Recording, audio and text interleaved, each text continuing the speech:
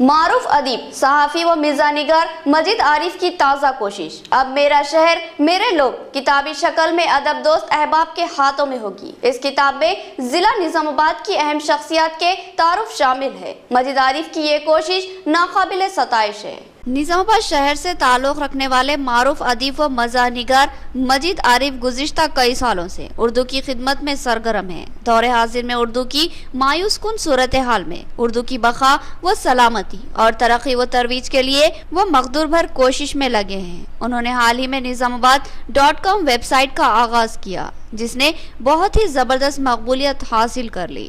اس web site پر میرا شہر میرے لوگ کے عنوان سے ایک سلسلہ شروع کیا گیا، جس میں شہر کی ہی نہیں بلکہ ضلع نظام آباد سے تعلق رکھنے والی ادبی، سماجی، مذہبی اور صحافتی شخصیات کا احاطہ کرتے ہوئے ان کے تعارف پیش کیے گئے۔ مختلف لوگوں کی جانب سے شہر کی معروف شخصیات کے خاکے میرا شہر میرے لوگ کے پیج پر مقبولیت حاصل کر چکے ہیں۔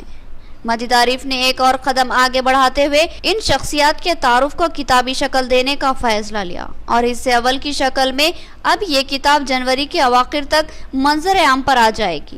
اس کتاب میں جن اہم شخصیات کے تعارف شامل ہیں، ان میں مولانا سید ولی اللہ قاسمی مرحوم، الحاج تبسم فریدی مرحوم، مولوی عبدالغفار مرحوم، غلام نبی حضرت شتاری مرحوم، فضل اللہ قریشی مرحوم، یعقوب سروش مرحوم، بہادر علی راجانی مرحوم کے علاوہ شوکت علی صوفی، ڈاکٹر اسلم فاروقی، احمد پریمی، جمیل نظام آبادی، مقید فاروق، ڈاکٹر عزیز سہیل، اطہر معین، جمیل احمد خان کے تعارفی خاکے شامل ہوں گے۔